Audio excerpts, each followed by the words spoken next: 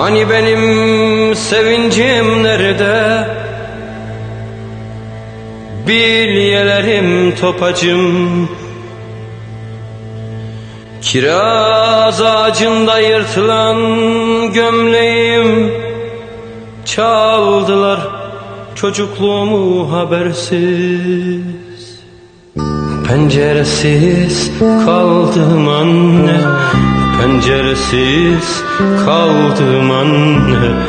Uçurtmam tel örgülere takıldı.